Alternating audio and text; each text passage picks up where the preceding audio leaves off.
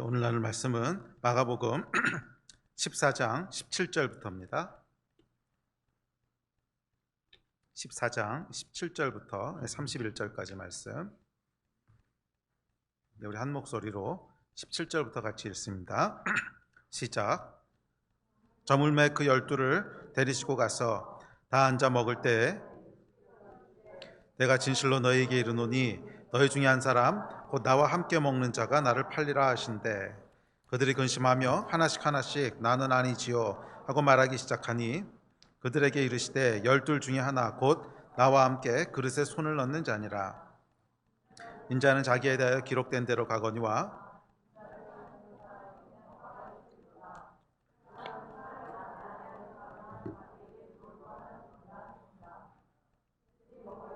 예수께서 떡을 가지사 축복하시고 떼어 제자들에게 주시며 이르시되 받으라 이것은 내 몸이니라 하시고 또 잔을 가지사 감사기도 하시고 그들에게 주시니 다 이를 마시매 이르시되 이것은 많은 사람을 위하여 흘리는 나의 피 곧 언약의 피니라.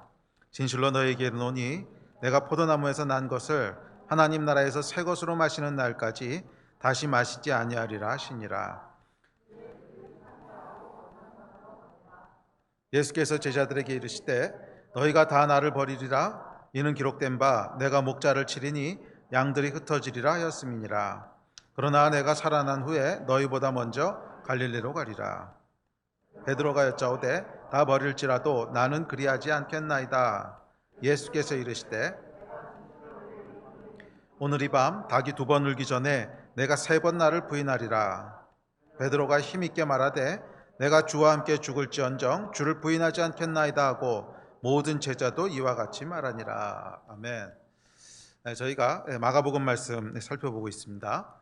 지난주에는 14장 말씀을 통해서 유다와 마리아의 대비되는 점들을 살펴봤습니다. 마가복음 이제 끝부분에 거의 다가가고 있는데 오늘 읽으신 본문은 아마 예수님께서 십자가를 지시기 바로 전날 저녁에 있었던 사건으로 그렇게 우리가 생각하고 있습니다. 그래서 이게 아마 목요일 저녁이었을 거고요. 목요일 저녁에 최후의 만찬으로 알려진 이 제자들과의 식탁에서 식사를 하시고 또 몇 가지 가르침을 주시고 그러고 나서 그 다음 날 새벽에 이제 기도하시다 잡히셔서 그 다음 날 그러니까 금요일 날 낮 12시에 이제 십자가에 달리십니다.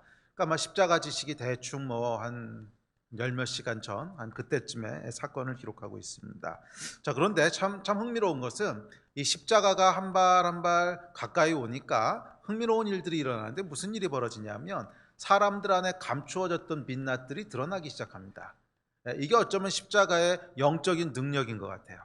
십자가 앞에 누구든지 서게 되면 또는 십자가가 우리 앞으로 다가오게 되면 우리 안에 감추어져 있던 것, 나도 모르고 사람들도 모르고 아무도 몰랐던 그 민낯들이 수면 위로 올라오게 하는 그런 능력이 십자가에게 있습니다. 그래서 14장부터 15장에 이제 십자가 지실 때까지 사건을 쭉 훑어가다 보면 그 십자가 주변에 있는 수많은 사람들 안에 숨겨져 있던 뭐 대부분이 다 죄지요. 그 죄악들, 드러나지 않고 있었던 그 추악한 모습들, 그 비열한 모습들, 이런 모습들이 다 겉으로 드러나게 됩니다. 다 이제 겉으로 드러나게 됩니다. 이게 여러분 십자가의 능력이고 십자가의 영적인 파워입니다.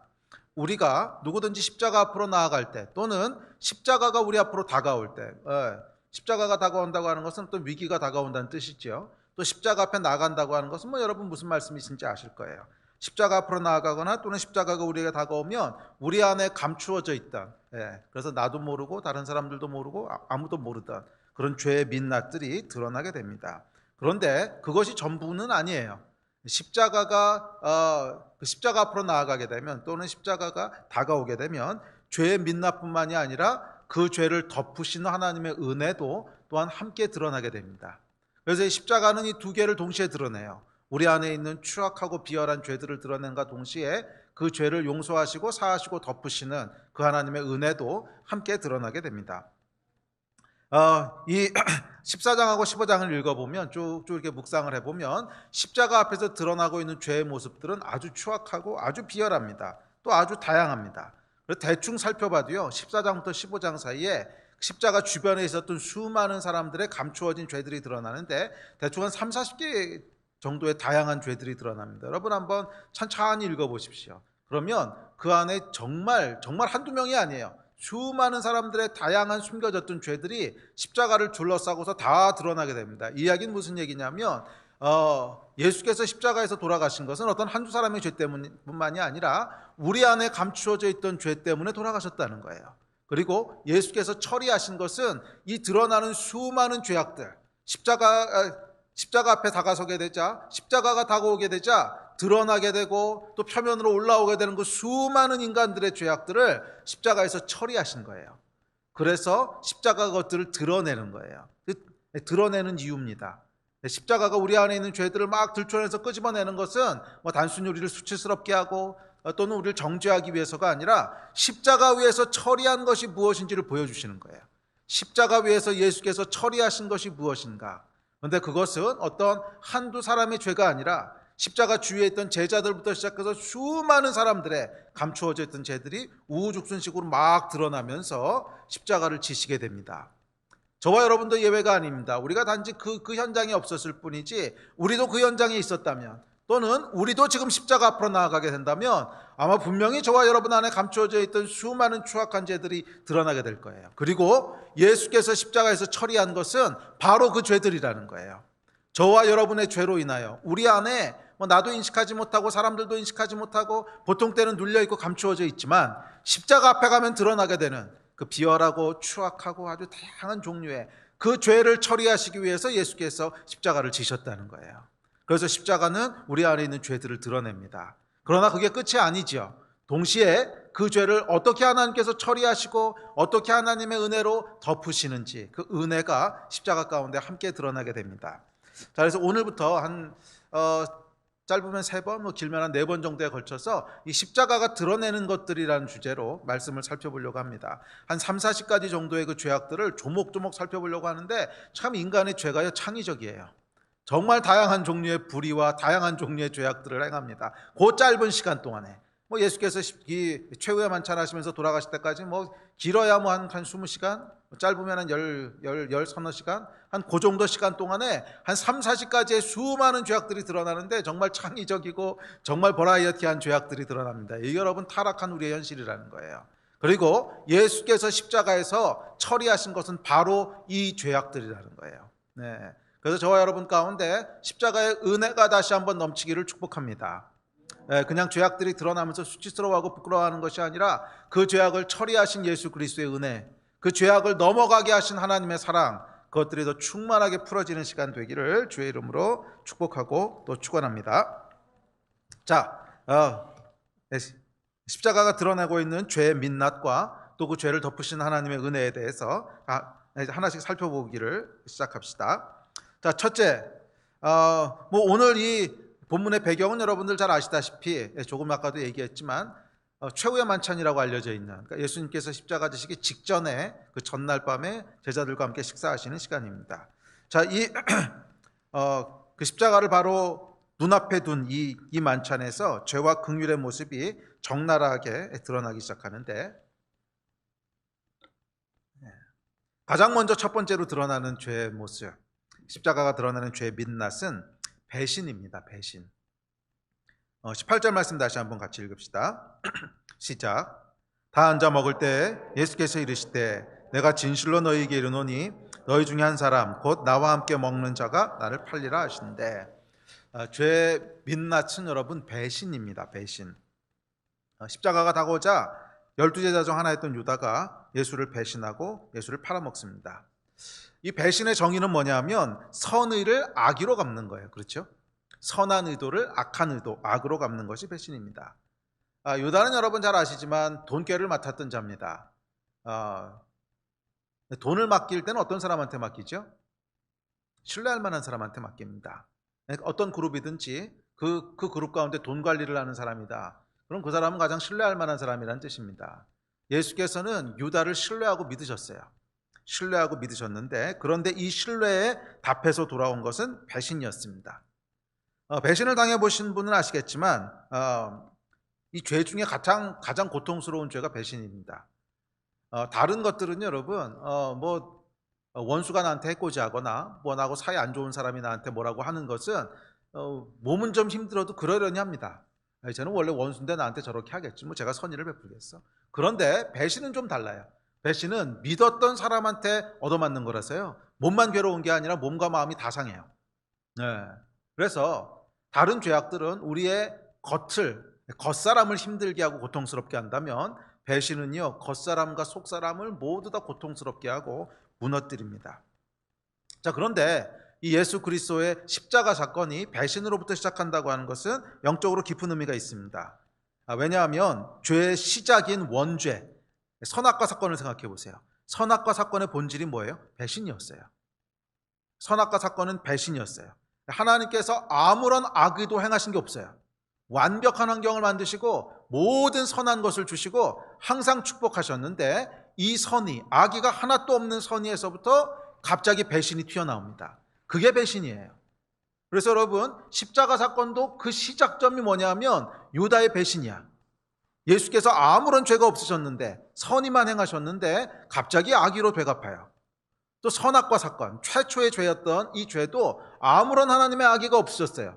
제일 좋은 것들만 주셨는데 갑자기 배신하면서 죄가 튀어나오기 시작합니다. 자, 그래서 이 배신의 독특한 점은 뭐냐면 죄의 시작점이 된다는 거예요. 그게 배신이에요. 죄가 시작하는 것이 배신이에요. 그러니까 다른 죄들은 여러분 대부분 죄가 죄를 낳습니다. 복수가 복수를 낳고 미움이 미움을 낳고 전쟁이 전쟁을 낳고, 그러니까 그러니까 죄가 행해질 때 보면 뭔가 나한테도 죄 때문에 피해가 오는 거야. 그래서 그것 때문에 마음이 상하거나 감정이 올라오거나, 그래서 그 리액션으로 또 다른 죄를 짓게 돼요. 그래서 대부분의 죄들은 죄가 죄를 낳는 그런 패턴을 가지는데, 배신은 좀 달라요. 배신은 죄가 죄를 낳는 것이 아니라 아무런 악의가 없고 아무런 죄가 없는데 갑자기 툭 튀어나오는 죄가 배신이에요. 그래서 선악과도 배신으로 시작하고 십자가도 배신으로 시작합니다. 자, 이 이야기는 뭐냐면 우리 예수 그리스도께서 십자가에서 처리하신 것이 바로 선악과의 죄였다고 하는 것을 상징적으로 보여주는 거예요. 물론 선악과 사건이 있고 나서 모세, 다윗, 수많은 사람들과 역사들이 있었습니다. 그러나 영적으로는 이 선악과 사건과 십자가 사건이 바로 연결되는 거야. 그러니까 선악과 사건에서 아무 악의가 없고 아무런 불의가 없는 하나님의 완전한 환경 가운데 아담과 하와가 배신하면서 죄가 시작됐는데, 이 십자가 사건에 보면 긴 역사를 뛰어넘어서 똑같은 일이 시작됩니다. 예수께서 유다이가 잘못하신 게 하나도 없으셨어요. 예수께서는 완벽하신 분이신데, 무슨 스승이 제자를 학대하거나 월급을 안 주거나 이런 게 아니야. 완벽하게 하셨어. 가장 좋은 것만 주셨어. 그렇죠. 예수님이신데. 그럼에도 불구하고 배신이 툭 튀어나옵니다. 그러니까 이게 선악과 사건의 데자부가 일어나는 거야. 그래서 영적으로는 선악과에서 일어났던 이 원죄가 다시 유다라는 것을 통해서 다시 리마인드 되면서 예수께서 이 사건을 지고 십자가에 오르시는 거예요. 그래서 예수님께서 십자가에서 처리하신 것은 우리들의 구체적인 죄들도 있지만 인간의 원죄, 하나님을 배신하며 떠났던 이 모든 결과들을 예수께서 십자가에서 지시고 처리하시는 거예요. 그렇게 하심으로 말미암아 우리가 배신으로 말미암아 하나님을 떠났던, 그래서 겪고 있는 모든 죄의 결과들을 예수께서 다시 회복하시는 줄 믿습니다. 자,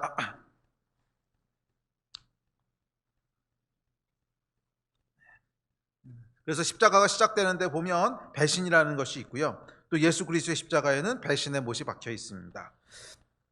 자, 두 번째 드러나는 죄의 민낯은 억울한 희생입니다. 22절부터 24절까지 읽읍시다. 시작. 예수께서 떡을 가지사 축복하시고 떼어 제자들에게 주시며 이르시되, 받으라, 이것은 내 몸이니라 하시고, 또 잔을 가지사 감사기도 하시고 다 이를 마시매 이르시되, 이것은 많은 사람을 위하여 흘리는 나의 피 곧 언약의 피니라. 자, 예수께서 많은 사람을 위하여 피를 흘리십니다. 이 피는 억울한 피고 이 죽음은 억울한 죽음입니다. 자, 이것이 여러분 죄가 십자가가 드러내는 죄의 모습입니다. 죄는 여러분 억울함을 낳습니다. 죄는 억울함을 낳아요. 죄의 결과는 억울한 사람의 고통과 슬픔, 죄는 억울한 사람의 희생과 죽음으로 나타납니다. 그런 면에서의 죄는요, 하나님의 속성하고 대척점에 있습니다. 우리 하나님께서는 억울한 걸 아주 싫어하시거든요. 불의한 것을 아주 싫어하세요. 성경에 보면 이렇게 묘사합니다. 우리 몇 구절 같이 읽읍시다. 시작. 너는 객이나 고아의 송사를 억울하게 하지 말며 과부의 옷을 전당 잡지 말라. 가난한 백성의 억울함을 풀어주며 궁핍한 자의 억압하는 자를 꺾으리로다. 악인을 두둔하는 것과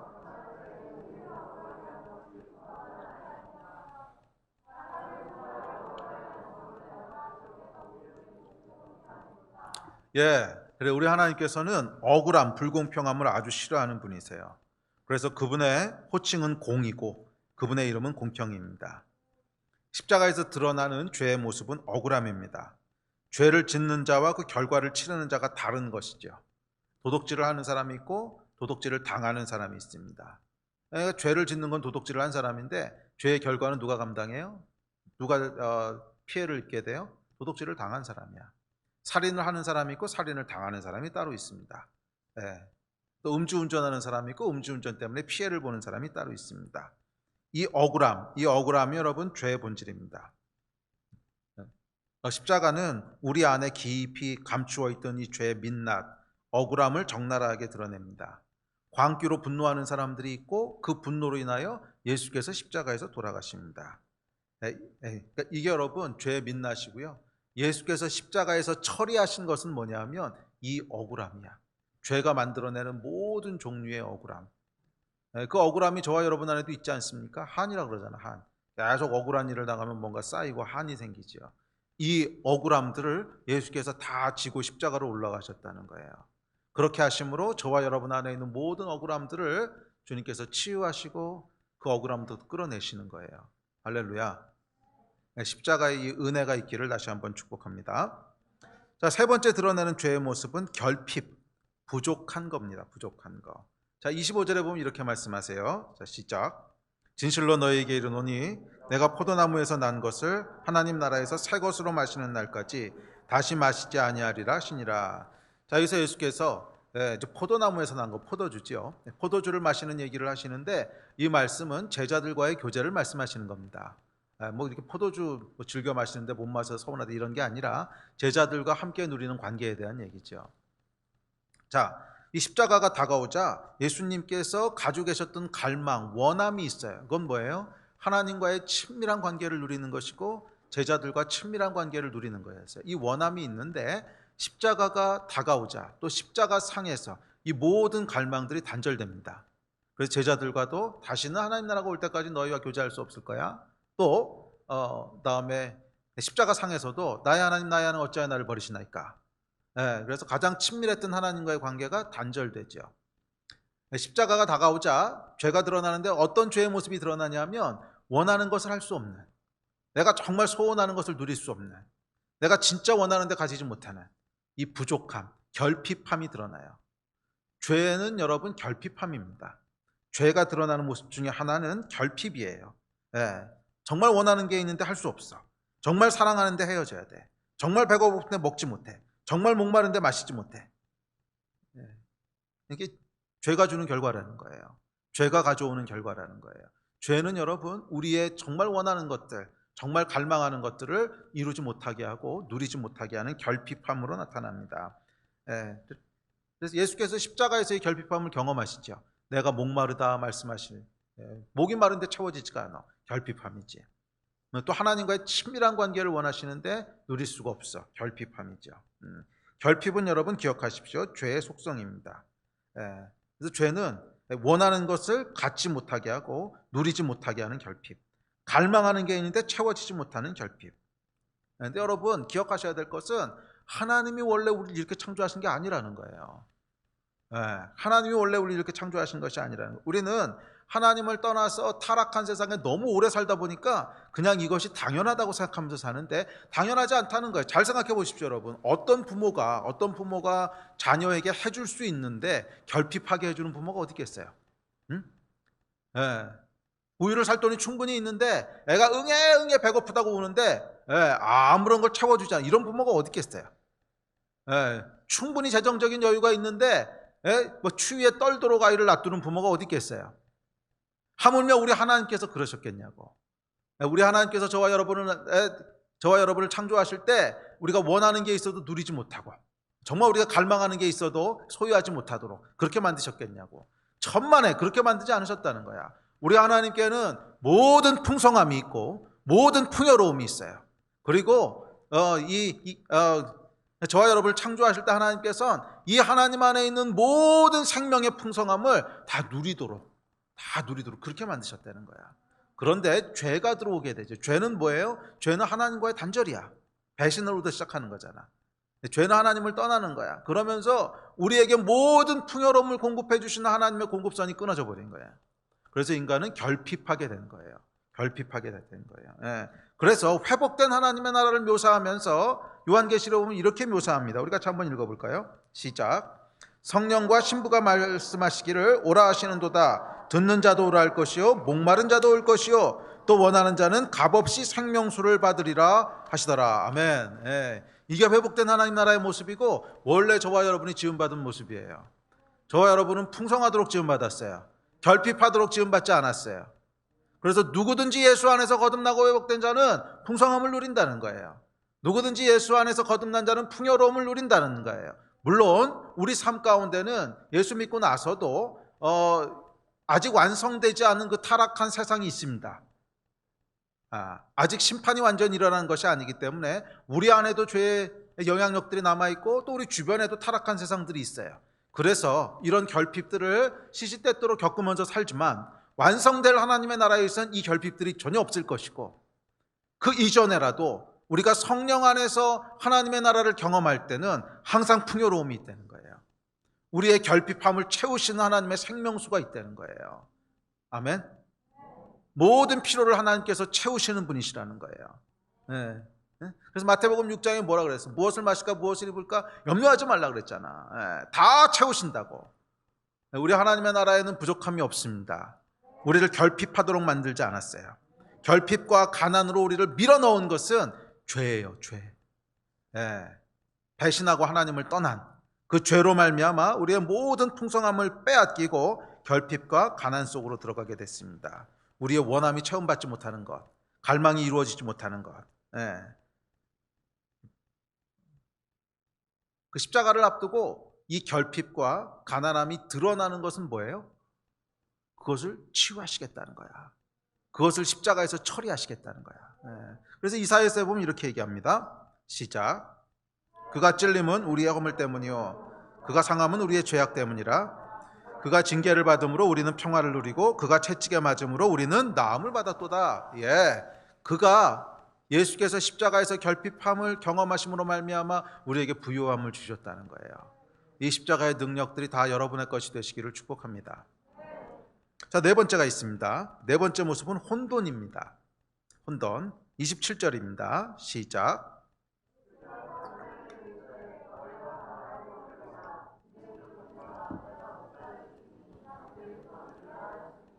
아멘. 그 짐승들 중에 목자, 그 주인에게 가장 많이 의존하는 짐승이요 개하고 양인 거 아세요?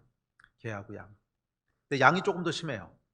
개는 사람 손에 키워져야만 의존하지 그냥 두면 또 들개로 크잖아요. 근데 양은 그것도 아니야. 양은 하여간 주인이 없으면 그냥 죽어요. 근데 얼마 전에 제가 인터넷에서 그 유기견 CCTV를 한번 본 적이 있어요. 어떤 나쁜 주인이 이 개를 이제 버리려고 이렇게 산책하는 척 끌고 나왔다가 그냥 줄을 슬그머니 놔버리는 거야. 그런데 개는 모르고 그냥 막 앞으로 가는 거죠. 산책한다고 신난다고. 이렇게 가다가 개가 가는 걸 보고는 확 도망가 버리는 게 이제 CCTV에 찍혔어요. 근데 그러고 나서 이 개가 조금 가다가 뭔가 싸한 거야. 그래서 뒤를 이렇게 돌아다 보니까 주인이 없네. 그러니까 이 개가요 패닉이 되더라고. 개가 패닉이 돼서 막 사방을 돌아다니는 거야. 막 일로 뛰고 절로 뛰고 주인이 여기 있나 저기 있나 그 주인 놓친 장소 주위를 뺑뺑뺑뺑 돌면서 사람만 지나가면 주인인가 그래서 이렇게 막 쫓아가서 쳐다보고 이제 아니면 이제 무서워가지고 도망가고 또 다른 사람 지나가면 주인인가 이제 그런 모습 보면서 제가 이제 짠했거든요. 짠했는데 제가 개를 아주 좋아하잖아요. 짠했는데 그 얘기를 하시는 거예요. 목자 잃은 양. 죄는 여러분 우리를 목자 잃은 양 같이 만든다는 거예요. 갈 곳을 알지 못해. 무엇을 해야 될지를 알지 못해. 모든 것이 혼돈이야. 어디로 가야 될지 무엇을 해야 될지 혼란스럽습니다. 열심히 인생길을 가는데 불안합니다. 열심히 인생길을 가는데 이 길이 맞나? 열심히 뭔가 하긴 하는데 이게 뭐 하는 거지? 어디로 가는 건지, 이 길이 맞는 건지 온통 혼란스러워. 그렇지 않습니까, 여러분? 그게 하나님을 떠난 인간의 모습이고 죄의 결과라는 거예요. 열심히 하기는 하는데 뭘 하는지 잘 모르겠어. 열심히 가기는 가는데 이게 앞으로 가는 건지 잘 모르겠어. 그래서 한참을 열심히 간다고 가는데 뒤돌아보면은 간 게 아니고 방황한 거야. 빙빙 돈 거야. 열심히 한다고 뭐를 하는데 정말 이 길이 맞는 건지 혼란스럽고 혼돈스럽고, 이게 여러분 십자가가 드러내는 죄의 모습이에요. 목자를 치리니 양들이 흩어지리라. 그래서 사실은 이 말씀하시고 조금 있다 진짜 양들이 이렇게 되죠. 예수께서 십자가에 달리시는 것을 보고는 다 흩어져서 도망갑니다. 그러고는 그 다음부터는 혼돈이야. 제자들이 그 전까지는요 뭘 하는지를 알았어. 정말 우린 예수 그리스도의 제자고 사도고 뭐 이루어야 될 사명이 있고 아주 명확했는데, 예수께서 십자가를 지시고 그리고 이 제자들이 흩어지면서 혼돈스럽게 되고 난 다음엔 그냥 고향 앞으로 해가지고 고향에서 그냥 이제 고기 잡습니다. 그런데 얼마나 혼돈스러웠을까 생각해 보세요. 이게 내가 뭐 하는 거지? 내 인생이 지금 어디를 향해 가고 있는 거지? 이 고기 잡아서 내가 뭐 하겠다는 거지? 열심히 잡으면서도 뭐 하는지 몰라. 어디로 가고 있는 건지도 혼란스러워. 삶의 방향을 잃고 목표를 상실하게 되는 것. 이게 여러분 죄의 결과라는 거예요. 십자가 앞에서 이 혼돈이라고 하는 죄의 모습이 이제 드러나게 됩니다. 자, 다섯 번째가 있습니다. 이제 십자가가 드러내는 죄의 모습. 다섯 번째는 실패와 그 실패로 인한 낙심이에요. 30절에 보면 예수께서 이렇게 말씀하십니다. 시작. 그래서 이르시되 내가 진실로 내게 이르노니 오늘 이 밤 닭이 두 번 울기 전에 내가 세 번 나를 부인하리라. 이 베드로에게는 여러분 평생 예수를 따라가겠다고 하는 결심이 있었습니다. 그렇죠? 그리고 다음 절 보면 그렇게 얘기하잖아요. 평생 예수를 쫓겠다고 하는 소원이 있었고 결심이 있었어요. 뭐 예수를 배신한다? 생각해 본 적도 없어. 뭐 생각도 해본 적이 없는 거야. 이 베드로는 여러분 뭐 이렇게 많이 배운 사람은 아니었어요. 또 가난했던 것 같지는 않지만 그렇다고 부자도 아니었어. 그런 베드로가 평생 나는 이런 사람이야 라고 가지고 있었던 자부심 중에 하나가 여러분 뭐였냐면, 나는 그래도 신의를 지키는 사람이야 이거였어요. 나는 그래도 누구 배신하고 비겁하게 도망가고 그런 사람 아니야. 나는 그래도 신의가 있는 사람이고 의리가 있는 놈이야. 그게 베드로의 어떤 최후의 어떤 보루였고 자존심이었어. 어떻게 할 수 있냐고요? 그 다음 절 보면 나오잖아요. 그 다음 절 31절에 보면 뭐라고 얘기합니까? 시작. 힘있게 말하되 내가 주와 함께 죽을지언정 주를 부인하지 않겠나이다 하고 모든 제자들 이와 같이 말하니라. 뭐 이때뿐만이 아니라 그 전에 베드로가 했던 말과 행동들을 쭉 보면 맞아, 베드로는 그런 사람이에요. 뭐 많이 배우지도 못했고 돈이 많고 뭐 그런 것도 아니지만 그럼에도 불구하고 하여간 의리가 있는 사람, 그래도 신의를 지키는 사람. 아마 베드로도 그게 스스로에 대해서 가지고 있던 프라이드였을 것이고 스스로에 대해서 가지고 있던 어떤 자신감 또는 자존감이었을 거예요. 자, 그런데 그 밤, 그날 밤 뭔 일이 일어납니까? 이 베드로의 비겁하고 치졸한 모습이 그대로 드러나게 됩니다. 그리고 예수께서 잡히실 때 예수를 부인하고 세 번 부인하고 도망가게 되죠. 자, 이 실패로 말미암아 아주 심하게 베드로가 낙심하게 됩니다. 뭐 제자들도 마찬가지고 아주 심하게 낙심하게 됩니다. 실패는 항상 낙심을 가져옵니다. 실패했는데도 낙심하지 않는다. 이건 굉장히 특별한 경우예요. 이건 진짜 주의 은혜가 있지 않으면요, 뭐 실패했는데 낙심하지 않는 일은 안 벌어져요. 그렇죠. 여러분도 실패 경험해 보신 적이 있어요? 뭐 시험 봤는데 떨어졌다거나 진짜 내가 원하는 게 있는데 실패했다거나 또는 사람과의 관계가 깨지면서 뭔가 큰 상처를 주고받았다거나 실패하게 되면 여러분 그 다음에 뭐가 되죠? 위축이 됩니다. 위축된다고 하는 건 낙심했다는 거예요. 그래서 이 제자들과 베드로도 마찬가지였습니다. 요한복음 21장에 보면 부활하신 예수 그리스도를 만나고 제자들이 뭘 하냐 하면 고향으로 돌아가서 고기를 잡는 모습이 나와요. 어떻게 이런 일이 벌어질 수 있는가? 낙심했기 때문에 그런 거예요. 잘 생각해 보세요, 여러분. 부활하신 분을 만났어, 부활하신 분을. 계속 예수님께서 부활할 거라고 그랬고, 부활하면 내가 하나님이라 그랬고, 아니 그러면 예수께서 돌아가시는 그 장면을 보고 막 무서워서 도망가고 슬퍼하고 절망했던 사람들이 부활하신 예수님을 만나면 어떤 반응을 보여요? 완전히 역전된 거 아니야. 너무 신나고 막 익사이링하고 맞아 이제 우리 세상이야 뭐 이래야 될 것 같잖아요. 근데 그렇게 반응을 안 한다고. 왜? 실패한 낙심이 있는 거야. 그렇죠? 예수께서 그 잡히시던 밤에 그 비참하고 치졸하게 예수님을 배신하고 도망갔던 그 수치심과 그 실패감이 아주 깊게 낙심하게 만드는 거죠. 깊게 낙심해서 아유 그래 예수님 부활하셨으니까 할렐루야. 그분이 하나님이신 것도 아멘. 그렇지만 나는 아니야. 우리는 디스퀄리파이 된 사람들이야. 우리는 거기에 안 돼. 그냥 우리는 고향에 돌아가서 고기나 잡고 먹고 사는 게 딱 맞아. 그리고 돌아간 거야. 요한복음 21장. 낙심했습니다. 낙심. 그 기억하십시오, 여러분. 십자가가 드러내는 죄의 모습 중에 하나는 실패와 낙심입니다. 실패와 낙심. 물론 모든 실패가 구체적으로 여러분이 어떤 죄를 졌기 때문에 그 죄의 결과로 실패하고 이렇게 나타나지 않을 수는 있어요.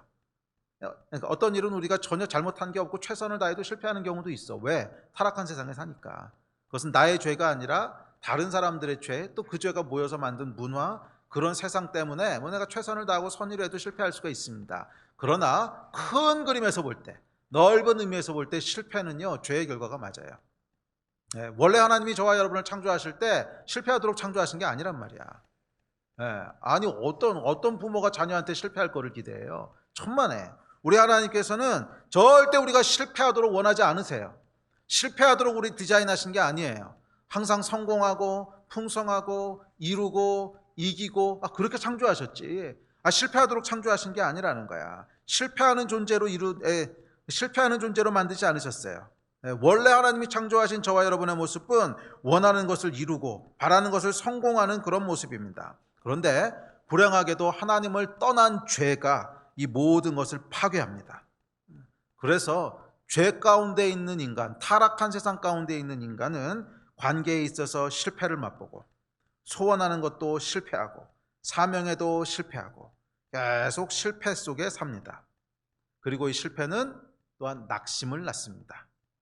이것도 여러분 우리가 타락한 세상에서 워낙 오래 살다 보니까 그냥 익숙해져 버리지 않았습니까? 뭐 사람이 살다 보면 실패할 수도 있는 거고 사람이 살다 보면 뭐 항상 성공하기만 하나? 익숙해져 버렸어요. 아니 여러분 이게 죄에 익숙해진 거야. 죄의 결과에 익숙해진 거야. 이건 결코 축복이 아니에요. 익숙해지면 안 돼요. 우리는 여러분 이기고 승리하는 거에 익숙해져야 돼. 왜냐하면 그게 저와 여러분의 본질이니까. 그래서 구원받은 주의 백성들을 향해서 예수님 뭐라 그러셨어요? 할 수 있거든요. 무슨 말이냐? 믿는 자들에게 능치 못할 것이 없다 그러셨잖아. 너희가 2번은 성공하고 1번은 실패할 거야. 이렇게 말씀 안 하셨어요. 능치 못할 것이 없다 그러셨어. 절대로 실패하지 않을 거라 그러셨다고. 왜? 그게 우리의 본질이에요. 죄에서부터 구원받은 십자가를 통과한 저와 여러분의 본 모습이에요. 절대로 여러분 실패에 익숙해지지 마세요. 실패 때문에 낙심에 사로잡히지 마세요. 사실 여러분 실패보다 더 무서운 게 낙심이야. 실패는 여러분 살다 보면 할 수 있어요. 왜냐하면 타락한 세상에 사니까. 내가 꼭 죄를 짓지 않았다고 해도 뭐 다른 사람의 죄 때문에 내가 손해볼 수도 있고 또 문화 자체가 워낙 타락한 문화이기 때문에 선한 것이 꼭 승리하는 게 아니잖아. 그래서 뭐 실패할 수 있어요. 그렇지만 낙심에 사로잡히지 말아야 돼. 실패보다 더 무서운 게 낙심이에요. 실패는 한 번이지만 낙심은 계속되는 실패를 만들어냅니다. 낙심은 우리를 주저앉아 있게 하고 다시 일어나지 못하게 합니다. 그리고 낙심은 새로운 시도를 거부하고 다시 실패할 것에 대한 두려움에 함몰돼서 그저 시간이 흐르기만을 기다립니다. 그리고 그 시간이 흐름 끝에 기다리는 것은 뭐 새로운 소망이나 축복이 아니야. 더 큰 절망과 저주만 기다리는 거야. 절대로 여러분 낙심에게 여러 마음을 내어주지 마세요. 죄예요. 죄가 만들어내는 거예요. 우리가 실패할 수 있어. 그렇지만 하나님께서는 궁극적으로 우리를 이기게 하실 거라는 소망이 있어야 되는 거예요. 실패해도 다시 소망을 붙잡고 일어나고 실패해도 다시 소망을 붙잡고 일어나고 그렇게 해야 되는 것이 구원받은 자의 합당한 모습이에요. 왜냐하면 저와 여러분은 지음받기를 실패하도록 지음받은 게 아니야. 성공하도록 지음받았어. 할렐루야. 자, 마지막 6번째 드러내시는 모습이 있는데 6번째 모습은 어쩌면 5번째 실패와 낙심하고 깊게 연결된 것인데 그것은 한계예요. 한계. 리미트가 있다는 거야. 리미테이션이 있다는 거야. 이런 실패와 낙심이 어디서부터 옵니까? 내가 한계가 있으니까 오는 거지. 내 한계로부터 기인합니다. 뭐 능력이 부족하든 의지가 부족하든 아니면 의리가 부족하든 하여간 내가 뭔가 한계 속에 있기 때문에 결국 성공을 못하는 거잖아요. 죄가 우리를 가두는 것, 속박하는 것인데 그건 뭐냐면 한계야. 너는 요 안에 있는 존재야. 너의 의지는 요 안에 있는 거야. 너의 능력은 요 안에 있는 거야.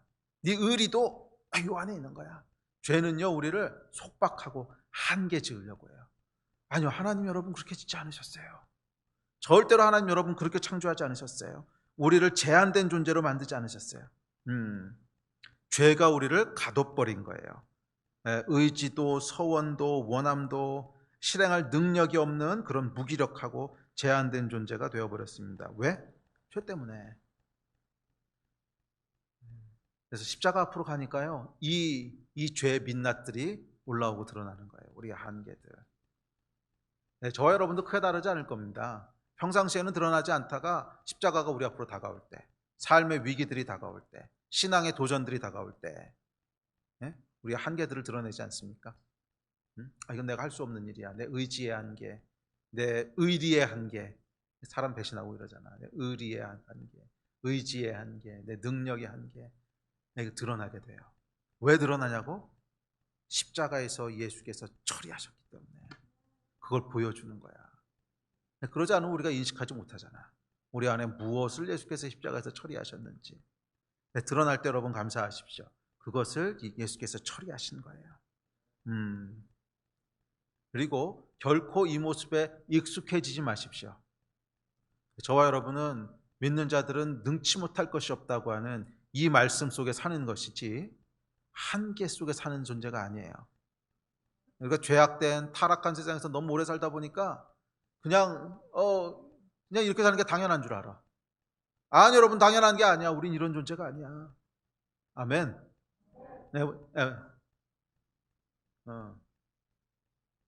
절대로 저와 여러분은 한계 속에 갇혀서 실패하고 낙심하고 그렇게 평생을 살아가는 존재가 아니에요. 예수께서 이미 십자가에서 그것을 다 처리하셨고 그것을 뛰어넘게 하셨어요. 십자가가 드러내는 마지막 6번째 모습은 무기력한 인간의 모습이에요. 한계 속에 갇혀있는 모습. 자, 그런데 감사한 것이 있습니다. 이게 끝이 아니라는 거지. 십자가에서 드러나는, 또 십자가가 드러내는 우리의 죄의 모습들을 바라보고 있으면요 참 암울하고 답답합니다. 14장 15장을 제가 쭉 이렇게 말씀을 준비하면서 묵상하면서 보니까 죄의 목록들이요 끊임없이 나와요. 끊임없이. 아니 그 짧은 시간 동안에 뭐 40개 가까이 나온다면 여러분 정말 이게 이게 한 절 건너 한 절이야. 그냥 매절마다 인간 군상들의 비열하고 치졸하고 악하고 추악한 모습들이 계속 드러나요. 그리고 더 괴로운 건 뭐냐면 그게 우리 모습이라는 거지. 더 괴로운 건 그게 우리 모습이라는 거야. 사실 우리가 그 자리에 있었어도, 우리가 십자가 앞에 섰어도 똑같은 게 나왔을 거예요. 저와 여러분이라고 뭐 특별하겠습니까? 타락한 인간 안에 있는 것은 다 그런 거라는 거야. 그래서 이걸 보고 있으면 답답하고 우울하고 그렇습니다. 그런데 감사한 것은 그게 끝이 아니라는 거야. 십자가가 드러내는 더 강력하고 더 영광되고 더 파워풀한 게 있는데 그 뭐냐 하면 이 모든 죄를 덮으시는 하나님의 은혜가 있다는 거예요. 와우, 할렐루야. 이 모든 것을 덮으시는 하나님의 은혜가 있다는 거예요. 자, 28절에 보면 예수께서 이렇게 말씀하십니다. 우리 28절 같이 읽습니다. 시작. 그러나 내가 살아난 후에 너희보다 먼저 갈릴리로 가리라. 여기 보면 예수님께서 아주 중요한 두 가지를 말씀했습니다. 내가 살아난 후에 십자가에서 나를 달아 죽일 거야. 그 얘기는 앞에서 여러 번 하셨죠. 그런데 그게 끝이 아니라는 거야. 그래, 너희 십자가 앞에 서니까 수많은 죄악들이 드러나지 끝이 아니라는 거야. 너희의 실패와 너희의 좌절과 너희의 한계와 어찌할 수 없는 모습들이 드러나지 끝이 아니라는 거야. 내가 살아날 거야. 그 모든 죄악을 십자가에서 못 받고 죽은 후에 내가 다시 살아날 거야. 이건 여러분 무엇에 대한 의미예요? 성공하고 승리할 거라는 거야. 우리의 모든 죄악들을 뛰어넘는 하나님의 승리가 약속되어 있다는 거야. 내가 이 모든 죄악들을 꺾고 승리할 거야. 이 모든 치열하고 치졸하고 비참한 실패와 좌절과 저주와 모든 한계들을 내가 뛰어넘고 다시 살아날 거야. 이 약속이 십자가의 약속이에요. 할렐루야. 이제 그러면서 아주 중요하고도 애매한 말씀을 하십니다. 살아난 후에 너희보다 먼저 갈릴리로 가리라. 갈릴리로 가리라. 갈릴리로 가리라. 이게 무슨 말인 것 같으세요? 너희보다 먼저 갈릴리로 가리라. 이게 여러분, 우리가 제자들의 입장으로 좀 서봐야 돼요. 그랬을 때 갈릴리로 간다는 게 무슨 말인가 하는 게 조금 감이 잡히기 시작합니다. 자, 여러분, 제자들에게 갈릴리가 어떤 곳이었을 것 같아요? 또는 예수님에게 갈릴리가 어떤 곳이었던 것 같아요? 왜 예수님께서 부활에 대한 예언을 하시면서 가장 먼저 하신 말씀이 내가 갈릴리로 갈 거야. 갈릴리는 여러분, 제자들에게 적어도 두 가지 의미가 있는 곳입니다. 첫 번째 의미는 뭐냐면 갈릴리는 예수님을 처음 만난 곳이야. 제자들이 예수님을 처음 만나서 새로운 꿈을 꾸기 시작한 곳이야. 그 전까지 제자들의 인생은요, 뭐 그냥 평범하고 허무하고 의미 없는 인생이었어. 평생을 그 조그만 호수 하나 끼고 살면서 태어나서부터 늙어 죽을 때까지 고기 잡다가 그냥 먹고 사는 인생. 도대체 이 인생이 무슨 의미가 있는지, 어딜 향해 가는 건지, 지루하고 허무하고 아무 의미 없던 그 삶 가운데로 예수께서 걸어 들어오셨던 곳이 갈릴리잖아요. 갈릴리에서 예수를 만나면서 제자들이 꿈을 꾸기 시작합니다. 아, 내 인생이 달라질 수 있구나. 아, 내 인생이 의미가 있어질 수 있구나. 아, 내 인생을 향한 뭔가 하나님의 다른 계획이 있구나. 꿈을 꾸기 시작하고 심장이 뛰기 시작하고, 그러면서 예수님과의 동행이 시작됐던 곳이야. 그 전까지 어둠 속에 있고 혼돈 속에 있고 절망과 허무 속에 찌들어 살던 그 삶 속에서 예수께서 찾아오셔서 손 내미셨던 곳. 너희는 나를 따르라. 너희는 나를 따르라. 초청했던 곳이잖아. 그리고 그 초청과 함께 우리의 심장이 움직이기 시작하고 꿈을 꾸기 시작하고, 와, 내 인생이 전혀 다른 삶을 살 수가 있어. 전혀 다른 의미 있는 삶을 살 수 있어. 예수와 함께 하나님의 나라를 세워나가는 거야. 이것이 시작됐던 곳이 갈릴리예요. 자, 그런데 동시에 두 번째 갈릴리의 의미는 뭐냐면 실패와 낙심의 장소예요. 자, 이렇게 꿈꾸면서 정말 잘 되는 것처럼 시작됐던 그 예수를 따르는 삶 가운데 최대의 위기가 찾아왔습니다. 십자가죠. 십자가를 앞두고는 십자가를 통과하면서 이들의 찬란하고 또 심장 뛰었던 꿈들은요, 산산조각 부서집니다. 그러면서 예수를 따라가면서 꿈꿨던 것들, 찬란한 인생들, 뭐 하나는 우편에 하나는 좌편에, 뭐 찬란한 꿈은 아니지, 개꿈이긴 하지만 하여간 어쨌거나 예수님과 함께 꿈꿨던 그런 꿈들이 아주 산산이 부서집니다. 그리고 실패, 좌절, 또 정죄, 낙심, 그것이 가장 그들의 삶을 채우기 시작합니다. 자, 이런 제자들이 돌아갔던 곳이 갈릴리예요. 왜? 딴 데 갈 곳이 없거든. 이제 딴 데 어디로 가겠어, 이 사람들이. 꿈도 다 깨졌어. 더 이상 할 수 있는 것도 없어. 그럼 원래 그냥 먹고 살던 곳으로 돌아가야지 어디로 가겠어. 그래서 이들이 돌아간 곳이 갈릴리입니다. 요한복음 21장이 그 얘기하고 있죠. 아까도 얘기했지만 부활하신 예수님을 만나고 제자들이 뭐라 그래? 나는 고기나 잡으러 갈랜다. 그리고 우르르 그냥 다시 갈릴리로 돌아가 버립니다. 갈릴리가 어떤 장소예요? 실패와 좌절의 장소야. 낙심의 장소야. 뭐 실패는 사실 예루살렘에서 결정적으로 실패하지만 그 낙심에서 주저앉았던 곳이 어디? 갈릴리예요. 낙심에서 주저앉아 있던 곳이 갈릴리야. 그런 의미에서 제자들에게 갈릴리가 의미하는 것은 실패와 낙심의 장소라는 거예요. 실패와 낙심의 장소. 그래서 요한복음 21장에 보면 이 제자들의 모습이 기록되어 있습니다. 실패하고 낙심한 제자들은 이제 더 이상 갈 곳이 없어요. 더 이상 예수님의 제자도 아니고 사도도 아니고 아무것도 아니야. 더 이상 꿈꿀 꿈도 없고 또 예수를 따라갈 힘도 없고, 그걸 다 잃어버린 제자들이 에휴, 고기 잡으러 가자. 그리고 갈릴리로 돌아갑니다. 낙심과 절망의 장소. 그런데 예수께서 십자가를 앞두고 말씀하십니다. 내가 갈릴리로 갈 거야. 내가 갈릴리로 갈 거야. 뭔 얘기예요, 여러분? 낙심한 제자들에게 찾아가시겠다는 거야. 부활하시고 나서 제일 먼저 하시는 일이 뭐예요? 낙심한 제자들에게 찾아가시겠다는 거예요. 내가 살아난 이 생명을 이 생명으로 너희도 다시 살리겠다는 거야. 낙심한 제자들을 찾아가시겠다는 약속이었습니다. 실패와 낙심으로 주저앉은 곳, 그러나 동시에 예수를 만나서 꿈꾸기 시작했던 곳, 그곳으로 예수께서 찾아오십니다. 그리고 그 장소에서 여러분이 잘 아는 여러 사건들이 일어납니다. 열심히 제자들이 고기 잡고 있었어요. 근데 한 마리도 못 잡았어. 또 어떤 분이 오더니 이제 그물을 내려라. 그래서 내렸더니 고기가 153마리가 잡혔어. 뭐에 대한 여러분 상징인 것 같아요? 부요함이잖아. 풍부함. 결핍과 풍부함. 십자가가 극복됐다는 거야. 넘어갔다는 거야. 그리고 뭘 하십니까? 제자들이 주시라!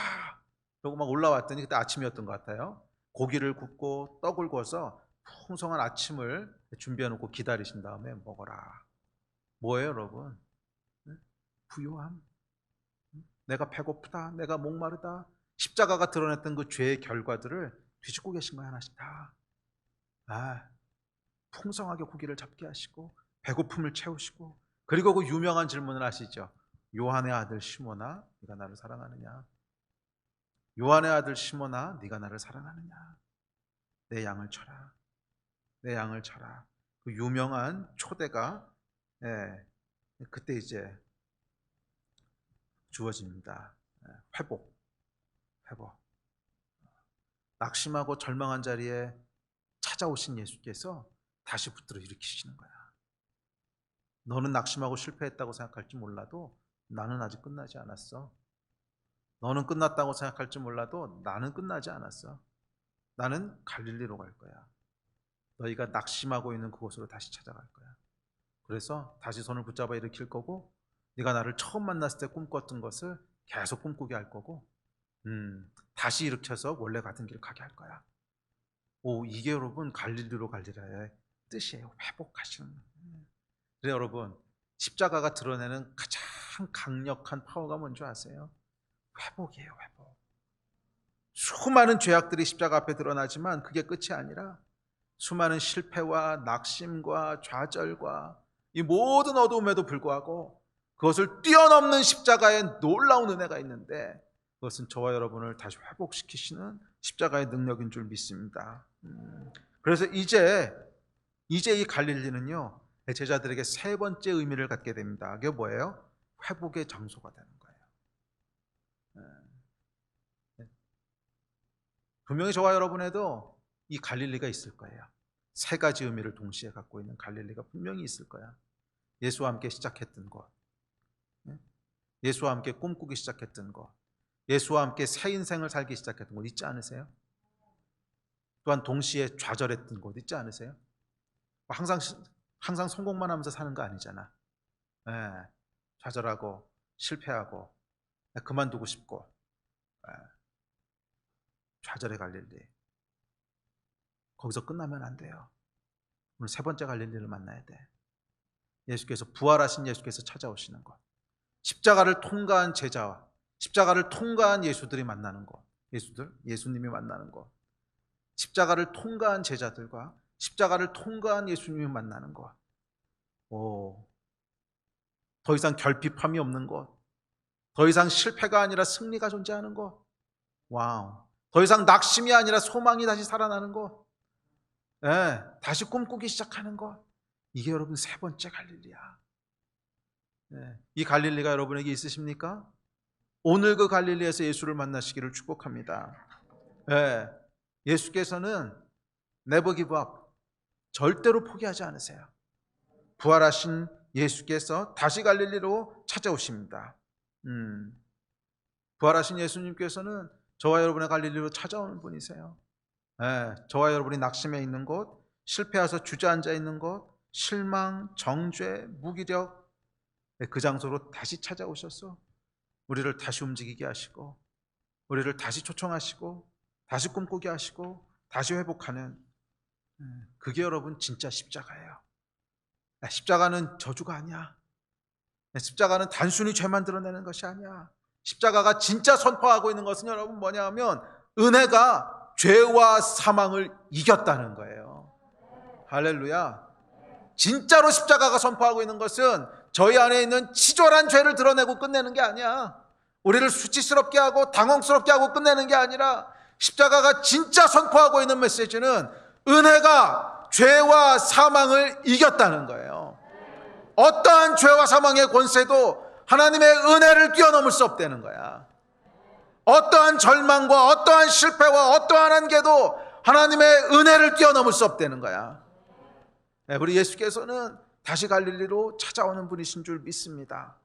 아멘. 우리 말씀을 정리합시다. 예배팀 나오십시오. 여러분, 우리 예수님이 어떤 분인 줄 아십니까? 우리가 실패하고 낙심할 때 갈릴리로 오시는 분이십니다. 또 실패하면 또 오시는 분이십니다. 또 실패하면 또 오시는 분이십니다. 또 낙심하면 또 오시고 또 오시고 또 오시고 또 오시고. 할렐루야. 언제까지 오십니까? 회복될 때까지 오시는 분이세요. 혹시 이 가운데 실패와 좌절 가운데 있으신 분 있으십니까? 뭐 과거에 아마 그런 경험이 있은 분들도 있을 것이고, 또 지금이 그런 시즌인 분도 아마 분명히 있을 거예요. 실패하고 좌절하고 정죄감에, 죄가 들어오게 되면 여러분 가장 무서운 게 낙심과 정죄예요. 죄가 들어왔을 때 여러분 회개하고 다시 시작하면 되거든. 어차피 예수님께서 십자가에서 처리하셨기 때문에 죄 때문에 넘어질 수 있어요. 우리는 수만 번 넘어질 수 있고 수십만 번 넘어질 수 있어요. It's okay. 그 모든 죄를 십자가에서 처리하셨기 때문에 그냥 It's okay 그러고 일어나면 돼. 그런데 진짜 무서운 건 뭐냐면 절망과 낙심이야. 정죄. 나는 안 돼. 나는 계속 실패하는 놈이야. 아이고 벼룩도 낯짝이지 똑같은 죄를 1000번 짓는 놈이 어딨냐. 이런 정죄감, 낙심. 나 이제 그만해야 돼. 더 이상 하는 거는 이게 민폐야, 민폐. 스스로에 대한 실망, 정죄, 낙심. 난 안 돼. 이 여러분 진짜 무서운 거예요. 죄가, 원수가 결국 여러분을 가두려고 하는 것은 그 감옥이야. 난 안 된다고 하는 낙심과 절망의 갈릴리. 그래서 우리 인생을 그 호숫가에 딱 붙들어 매고 끝내게 만드는. 아니 여러분, 절대로 그 거짓말에 속으시면 안 됩니다. 호수에 갇혀있는, 갈릴리에 갇혀있는 제자들을 예수께서 찾아오셨어요. 부활하신 예수께서 내가 먼저 갈릴리로 가리라. 내가 먼저 갈릴리로 가리라. 오늘 여러분 갈릴리로 찾아오신 예수를 만나십시오. 오늘 갈릴리로 찾아온 예수의 음성을 들으십시오. 우리를 이기게 하시고 승리케 하시고 다시 손잡아 일으키셔서 내 양을 치라고 말씀하시는, 다시 초청하셔서 꿈꾸게 하시는 이 예수 그리스도를 오늘 만나십시오. 뭐 실패 아무리 많이 했어도 괜찮아. 또 찾아오실 거예요. 또 찾아오실 거야. 회복될 때까지 찾아오실 거야. 이것이 여러분 진짜 십자가의 메시지입니다. 예수 그리스도의 사랑과 은혜가 죄와 사망을 덮었다는 거야. 할렐루야. 십자가에서 선포되는 놀라운 갈릴리의 메시지가 오늘 여러분들 가운데 소망이 되고 여러분을 다시 붙잡아 일으키는 그런 능력의 메시지가 되기를 주의 이름으로 축복합니다. 우리 자리에서 같이 일어나셔서 좀 기도하고 예배합시다.